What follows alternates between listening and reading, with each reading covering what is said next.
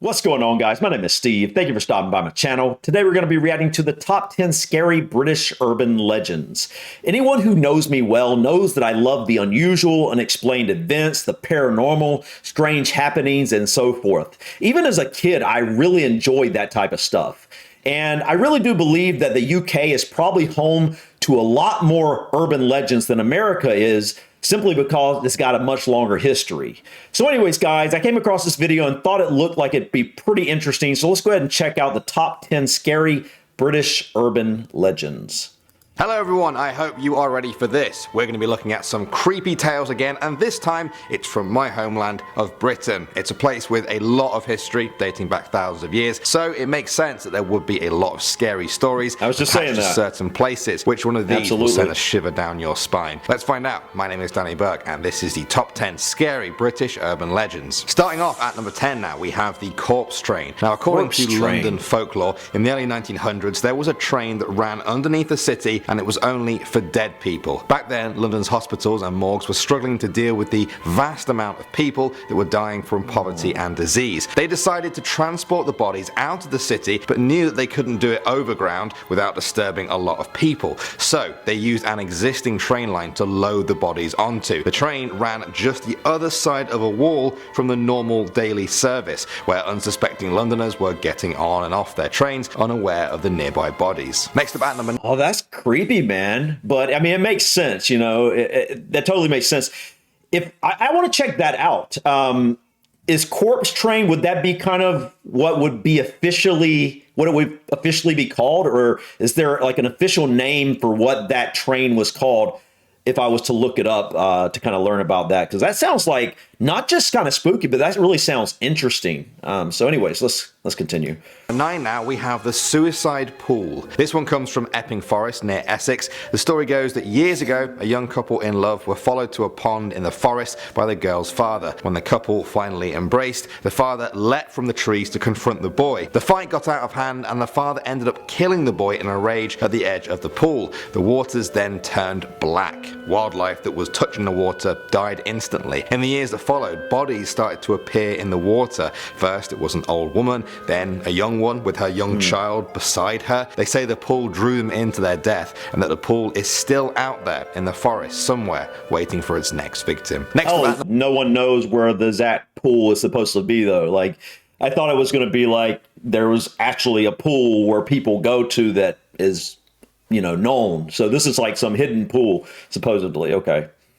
Number 8 now, we have Annie. This one comes from Edinburgh, Scotland. In the old town there lies a street known as Mary King's Close. It's steeped in myths and legends of hauntings and murders. In 1990, a psychic called Aiko Gibo visited and felt a small hand touch hers. She said that she then made contact with the spirit of a dead child called Annie who had died in a plague hundreds of years ago and had lost her doll. The psychic then went to a nearby shop and brought back a Barbie doll for her. Now since then, visitors leave dolls for Annie and a mountain of them has built up in the dark. Moving on to number...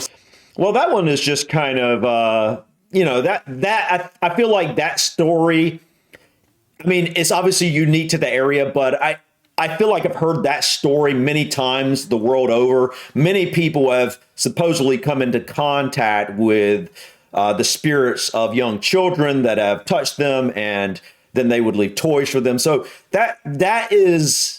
I don't feel like the first two were unique urban legends to specific areas. That is more of something that seems to have happened the world over. 7 now, we have the Faceless Woman. This one comes from the borough of Barking in London. There you can find Beacon Tree Station, home to the Faceless Woman. The most famous sighting of her happened in 1992. A station supervisor reported that on one night he heard the handle of his office door rattle. Outside on the platform stood a woman. She had blonde hair, she wore a very pale dress and just stared into the distance. The supervisor approached her, but as he reached out, she turned to him only to reveal she had no face, just darkness where there should be one. Local ghost hunters claim that she is the victim of a train crash that happened there in 1958, which killed 10 people. At number 6 now. Man, real or not, if something like that was to happen, man, do you know how freaked out people would be if someone came across that? Like, if that were true, that dude, man, he must have been freaking out. But that kind of reminds me of a kind of a scary, well, I guess you could call it an urban legend that we have around where I'm from, and it's the headless man who walks with a lantern up and down the train tracks in this more of a rural area, where I'm near, where I was near when I was growing up, and yeah, it was just something I can't remember that whole tale, but it's pretty similar. Now we have the Beast. England's Hackney Marshes is known for its sprawling woodland and boggy reed marshes often covered in swirling fog, the perfect setting for this urban legend. The story goes that in 1980, 2 bear carcasses were found in the river. They had been decapitated. People started speculating about who or what could cut a bear's head clean off its shoulders. Then a year later, 4 boys were taking a walk along the marsh one winter morning when they saw it through the trees. They described it as a giant, great, growling, hairy thing. As soon as it saw them, it reared up on its back legs and let out a deafening roar. The boys ran, but the story remains, always in the back of people's minds as they trudged through the marsh. We're returning now to the London Underground for our number 5 with The Crying Girl. On November 18th, 1987, a match was dropped on an escalator at London's King Cross station. A fire quickly spread into the nearby ticket office, which resulted in the death of 31 people. In the years since then, passengers have reported seeing a girl who died around the station. She has long brown hair, wears jeans and a t-shirt, and is always crying. Some people have even reported hearing her sobs while smelling smoke coming out from the escalators. Back to Scotland. The I gotta look that up. That fire, that sounds like a huge event. I'll go back and look at this, but I think I'm gonna look that up because that sounds interesting. But it's always children for some reason. When people talk about hauntings that are, or events that are the spookiest, it's always young kids for some reason, or a baby crying in the middle of the night when you don't have one, or something like that. I don't know what is it about, children or babies being the spookiest ghosts, paranormal activity, apparitions, or whatever. What is that? Why is it always known to be the children and the babies that are the scariest? I don't get that, but it seems to be something this world over.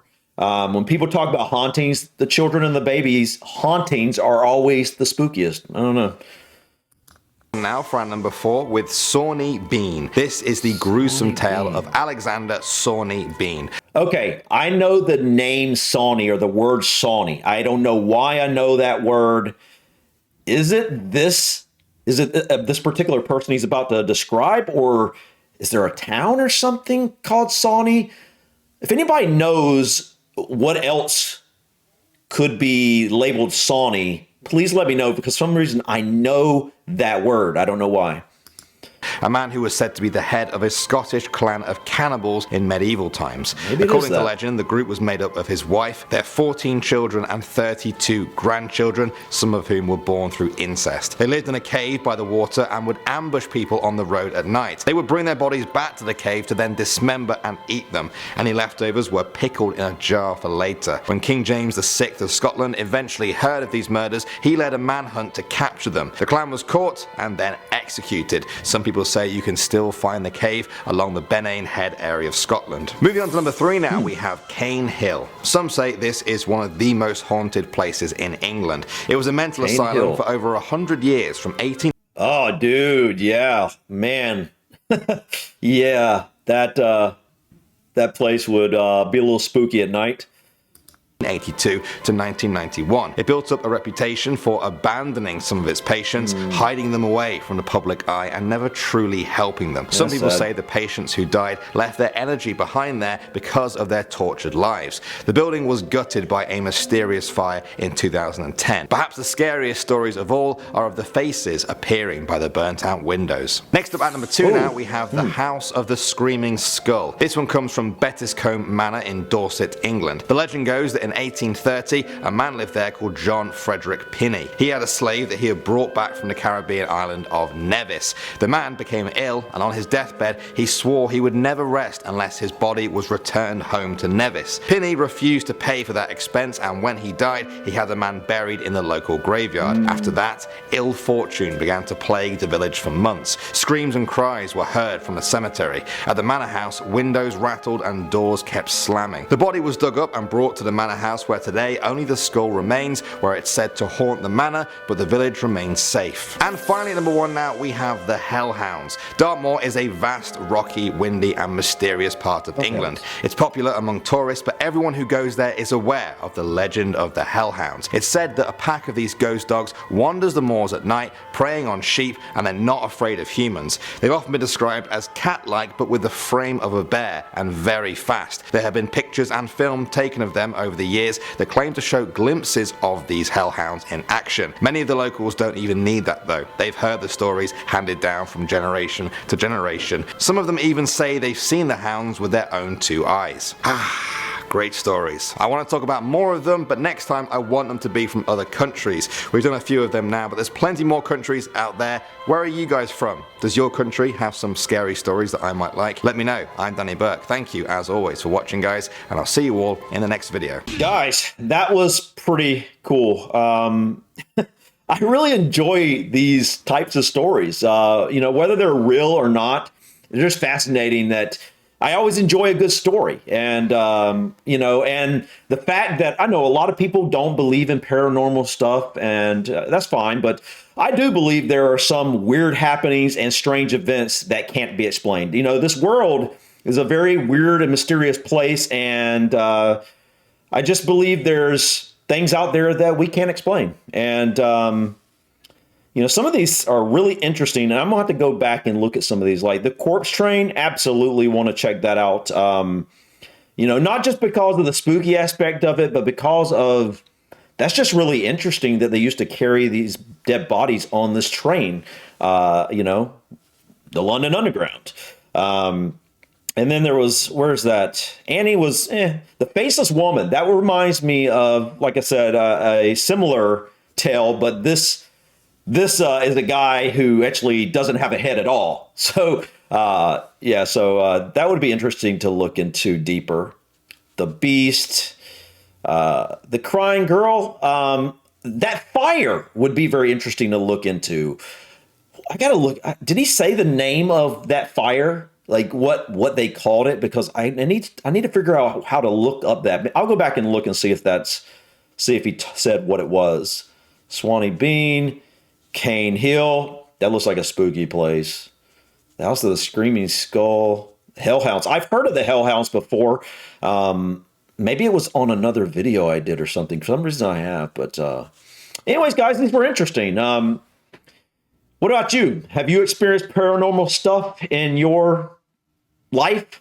And do you have any other videos kind of like this that would be good for me to check out that has to do with kind of unexplained events? It doesn't necessarily have to be paranormal in nature. It can just be kind of mysterious stories, things that could be explained, but they're unexplained. Like, it doesn't have to be about ghosts or hauntings or whatever, although I do love that stuff. But it can also be about, strange disappearances and stuff like that. I've always loved crime stories and just all sorts of interesting, unexplained, mysterious type stuff. So guys, if you got anything like that you want to share, please feel free to do it. I try to get, when I see these videos in the comment, I try to bookmark them and I try to get to them at some point. But the more people recommend, the more options I have of things I can explore that I didn't know about before. So anyways, guys, thank you so much for stopping by. Please click that like button. Feel free to drop your comments or suggestions. And don't forget to subscribe to continue to follow me on my journey to discover my British and Irish ancestry. Until next time, guys, peace.